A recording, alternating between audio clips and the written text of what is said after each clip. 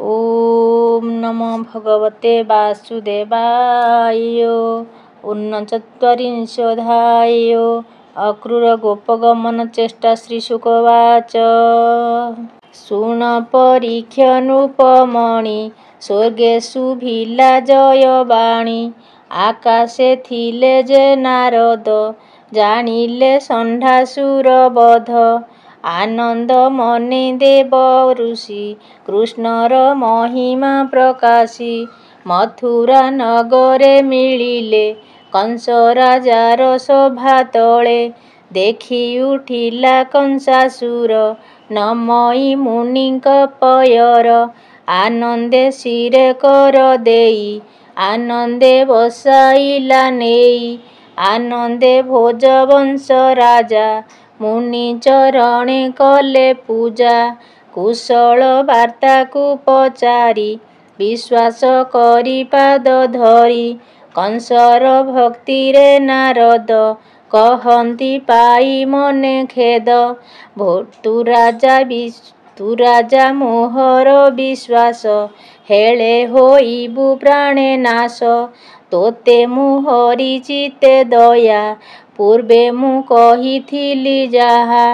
ତୁ ରାଜା ନ ଶୁଣିଲୁ କର୍ଣ୍ଣେ ଏବେ ମରିବୁ ଅଳ୍ପ ଦିନେ। ଶୁଣିବ ହୋଇ ମନେ ଦୁଃଖ ମୁଖୁତା ନ ସ୍ଫୁରଇ ବାକ୍ୟ।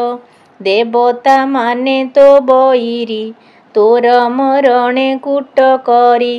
ଗୋପେ ଯାଦବ ଅବତାରେ ଦେବକୀ ବସୁଦେବ ଘରେ। ହରିଙ୍କୁ କରାଇଲେ ଜନ୍ମ ଭେଣୋଇ କଲା ଏତେ କର୍ମ।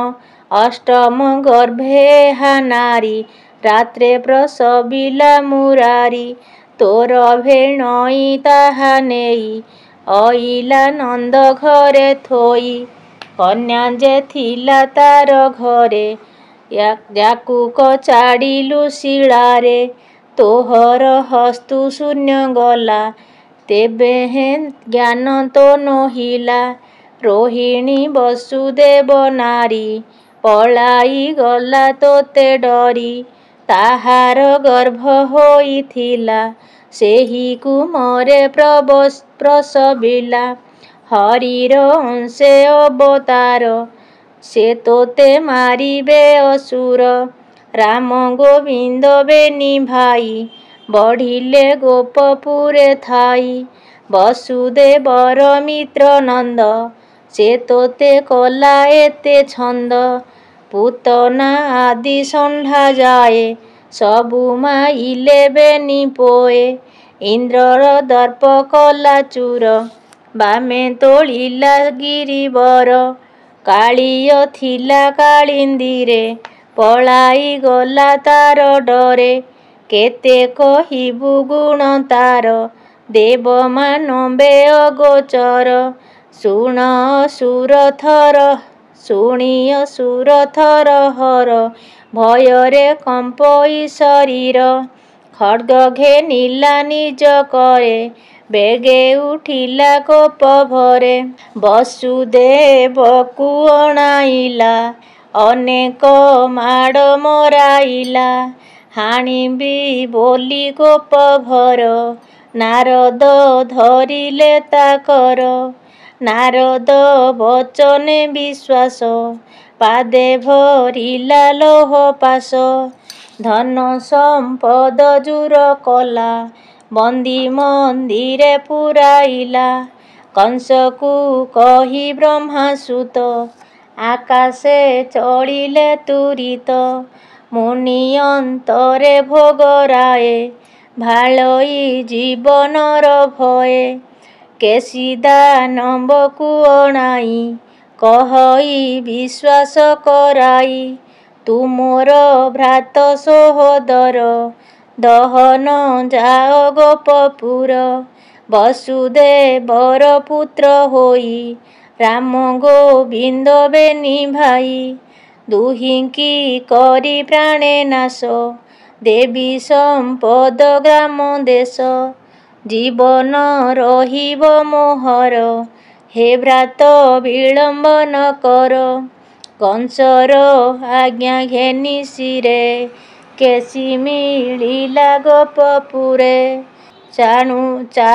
ଚାଣୁର ମୁଷ୍ଟିକର ମେଳେ ଦର୍ପିଷ୍ଠ ବଳିୟାର ମଲେ। ଗଜକୁ ବଳୟା ମାହୁନ୍ତ ପାତ୍ର ସାମନ୍ତ ଇଷ୍ଟମିତ୍ର। ଅଣାଇ କହଇ ଅସୁର ଜଣ ଜଣକେ ଧରି କର। ହେ ବୀର ମୁଷ୍ଟିକ ଚାଣୁର କହି ଯେ ଗଲେ ମୁନିବର। ବସୁଦେବତା ସୁତ ଦୁଇ ଗୋପରେ ଅଇଲା ଲୁଚାଇ। ଗୁପତେ ନନ୍ଦ ଘରେ ଥାଇ ବଢ଼ିଲେ ବଳବନ୍ତ ହୋଇ। ଯେତେ ଅସୁର ମୋର ଗଲେ ଗୋପରେ ଥାଇ ସଂହାରିଲେ। ଦିନକୁ ଦିନ ବଳିୟାର ସେ ମୋତେ କରିବ ସଂହାର। ତାହାକୁ ଅଣାଇବି ଏଥେ ମାରିବି ମାଲଙ୍କର ହାତେ। ମାଲ ବିନ୍ଧାଣେ ହାରିଯିବେ ତେବେ ସେ ମୋତେ ନ ପାରିବେ। ଗଜ ତୁରଙ୍ଗ ଯୁଥ ପଦାତି ଅତି ଅପ୍ରମିତ। ଶୁଣ ହେ ପାତ୍ର ମନ୍ତ୍ରୀବର ମଞ୍ଜ କରାଇବା ଅପର। ଶୁଣ ହେ ପାତ୍ର ମନ୍ତ୍ରୀବର ମଞ୍ଜ କରାଇବା ଅପାର। ରଙ୍ଗ ସଭାଏ ଭିଆଇବ ତୁମ୍ଭେ ସମସ୍ତେ ଜଗିଥିବ। ଦେବକୀ ବସୁଦେବ ଆସି ମଞ୍ଚା ଉପରେ ଥିବେ ବସି। ତୁମ୍ଭେ କରିବ ମାଲଗଣ ଦେଖିବେ ପୁତ୍ରଙ୍କ ମରଣ। ମାହୁନ୍ତ ଥିବ ରଙ୍ଗ ଦ୍ୱାରେ ବସିକୁ ବଳୟା ଉପରେ। ଦନ୍ତେ ଗୁନ୍ଥିବେ ବେନି ଭାଇ ଦନ୍ତେ ଗୁନ୍ଥିବ ବେନି ଭାଇ। ମାରିବ ସଭା ତଳେ ନେଇ ଅନେକ ଧନ ରତ୍ନ ଦେବି। ମୋହର ମିତ୍ର ହିଁ କରିବି। ସମସ୍ତେ ଶୁଣ ମୋ ଉତ୍ତର ତୁମ୍ଭେ ବି ଆଅ ଧନୁଘର।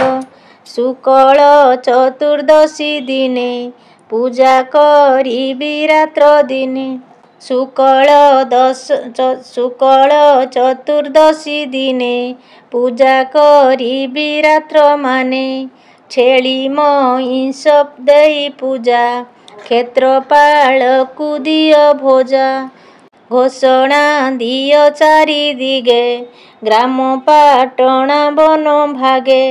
ପରଜା ଜନମାନେ ଦୁଃଖୀ ଆସିବେ ଧନୁଯାତ୍ରା ଦେଖି। ଦେବି ସେ ଧନ ବସ୍ତ୍ର ଅର୍ଣ୍ଣ ତୁଳା ପୁରୁଷ ଆଦି ଦାନ। ଏମନ୍ତ କହି କଂସ ଗଲା ଭିତରପୁରେ ବିଜେ କଲା। ଅକ୍ରୂର ନାମେ ମନ୍ତ୍ରୀବର ଯାଦବ ବଂଶେ ଅବତାର। ବସୁଦେବର ସହୋଦର କଂସର ବିଶ୍ୱାସ ଅପାର। ଅକ୍ରୂର କରେ ହସ୍ତ ଦେଇ କହଇ ବିଶ୍ୱାସ କରାଇ। ହେ ମିତ୍ର ଶୁଣ ମୋ ଉତ୍ତର ବିଶ୍ୱାସୀ ଅଟୁ ତୁମୋହର। ଇଷ୍ଟ ବନ୍ଧୁରେ ସତ୍ୟ କହି ବେଦ ପୁରାଣରେ ଅଛଇ। ତୋଠାରୁ ନାହିଁ କେହି ହିତ ତୁମର ପ୍ରାଣ ପଞ୍ଚଭୂତ। ତୋହର ବଳେ ରାଜା ମୁହିଁ ଶତ୍ରୁ ସଂହାରିତ ଲୋଡ଼ଇ। ଯେସନେ ବିଷ୍ଣୁ ଆଶ୍ରେ କରି ଦେବେ ହୁଅନ୍ତି ପୁଣ୍ୟାଚାରୀ। ନନ୍ଦ ଗୋକୁଳେ ବେଗେ ଯାଅ ମୋହର ହିତେ ଯେବେ ଥାଅ। ତୋହର ବଳେ ମୁଁ ନିଶ୍ଚିନ୍ତ ହେ ମିତ୍ର କହିଲିଟି ସତ୍ୟ। ବସୁଦେବର ପୁତ୍ର ଦୁଇ ରାମ ଗୋବିନ୍ଦ ବେନି ଭାଇ। ଥୋଇଲେ ନେଇ ନନ୍ଦ ଘରେ ଲୁଚାଇ ବସୁଦେବ ଡରେ। ତୁ ବେଗେ ରଥ ଘେନି ଯାଅ ମୋର ଛାମୁରେ ଆଣି ଦିଅ। ଦେବକୀ ବିଭା ହେଲା ଯେବେ ମୋତେ ଯା କହିଥିଲେ ତେବେ ସେ କଥା ହୋଇଲା ଯୁଗତେ। ନାରଦ କହିଗଲେ ମୋତେ ମାରିବେ ବେନି ଭାଇ, ଏ କଥା ଉଚିତ ଅଟଇ। ଗୋପରେ ରହି ବଳିଆର ମାରିଲେ ଅନେକ ଅସୁର।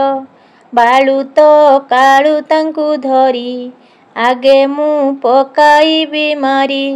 ତେବେ ମୋହର ମନ ସ୍ଥିର ଭୌମିତ୍ର ଧରୁଅଛି କର। ନନ୍ଦ ଯଶୋଦାଙ୍କର ସଙ୍ଗେ ଘେନାଇ ଆସ ଯାଇ ବେଗେ। ଗୋରସ ଆଣୁ ସତେ ଭାର ଧନୁ ଉତ୍ସବ ଯାତ୍ରା ମୋର। ଅଣାଇ ମଥୁରା ନଗରେ ବନ୍ଦୀ କରିବି ବନ୍ଦୀ ଘରେ। ରାମ ଗୋବିନ୍ଦ ଅଣାଇବି ହସ୍ତୀର ହାତେ ମରାଇବି।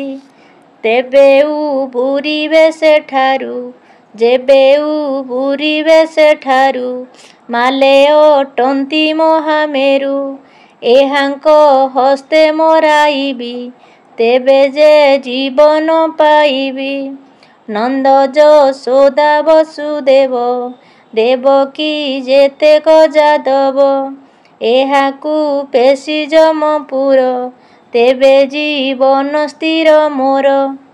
ଉଗ୍ରସେନଙ୍କୁ ଧରି ଆଣି ଏଠାରେ ପକାଇବି ହାଣି। ମୋର ମରଣ ଯେ ଲୋଡ଼ଇ ଦେବକ ନାମେ ତାର ଭାଇ। ମୋର ବଇରିଛନ୍ତି ଯେତେ ଭୌମିତ୍ର ମାରିବି ଏମନ୍ତେ।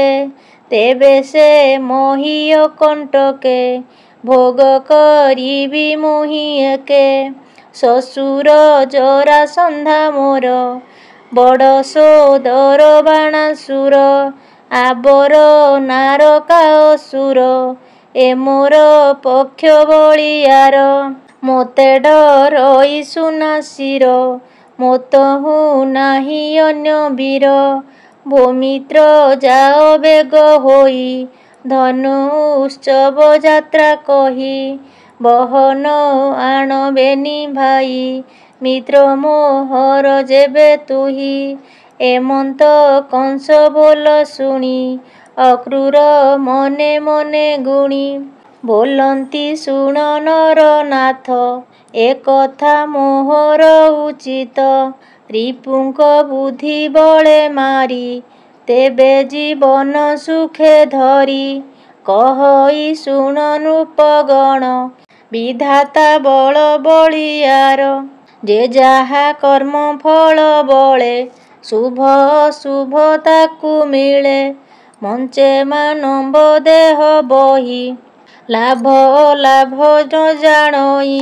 ଯେ ଯାହା ପୂର୍ବେ ଥାଇ କରି ଭୁଞ୍ଜଇ ସେ ଫଳ ଆବୋରି। ଶୋକ ହରଷ ବେନି ପଥେ ଗମନ୍ତି କର୍ମର ଆୟତେ। ତୋହର ଆଜ୍ଞା ଶିରେ ଘେନି ଭୋ ରାଜା ଯିବି ଏହି କ୍ଷଣି। ଶୁଣି ହରଷ ଭୋଜପତି ଅକ୍ରୂରେ କଲା ମିତ୍ର ମତି। କଂସ ପଶିଲା ନିଜପୁର ଅକ୍ରୂର ହୋଇଲା ବାହାର। ପଥେ ଯେ ବିଚାରଇ ମନେ କୃଷ୍ଣଙ୍କୁ ଦେଖିବି କେଶନେ। ସତେ କି ଦେଖିବି ଶ୍ରୀମୁଖ ଖଣ୍ଡିବି କୋଟି ଜନ୍ମ ଦୁଃଖ। ମିଳିଲା ନିଜ ଘରେ ଯାଇ ଗୋବିନ୍ଦ ପାଦେ ଚିତ୍ତ ଦେଇ। ସେ ରଥ ପଛେ ପଛେ ଧୀରେ ମନ ମୋର ହୁ ନିରନ୍ତରେ। ସୁଜନେ ଆସ ସଙ୍ଗତର ହରି ଯେ ଦୁଃଖୀର ସୋଦର। କୃଷ୍ଣ ଦେଖିବ ବେନି ଡୋଳେ ଛାଡ଼ିବ ଭବ ଭୟ ହେଳେ। ଅକ୍ରୂର ରଥ ମନ ଦିଅ ଅକ୍ରୂର ରଥ ମନ ଦିଅ। ସଂସାର ଜନେ ଦୁଃଖୀ ନୁହଁ କହଇ ଦାସ ଜଗନ୍ନାଥ। ଅକ୍ରୂର ସଜ କଲା ରଥ। ଇତି ଶ୍ରୀମଦ୍ଭାଗବତେ ମହାପୁରାଣେ ପାରମହଂସ ସଂହିତାୟା 82 दशम स्कन्धे अक्रूर गोपपर गमनोद्य मे नाम ऊनचत्वारिंशोऽध्याय। ॐ नमो भगवते वासुदेवाय।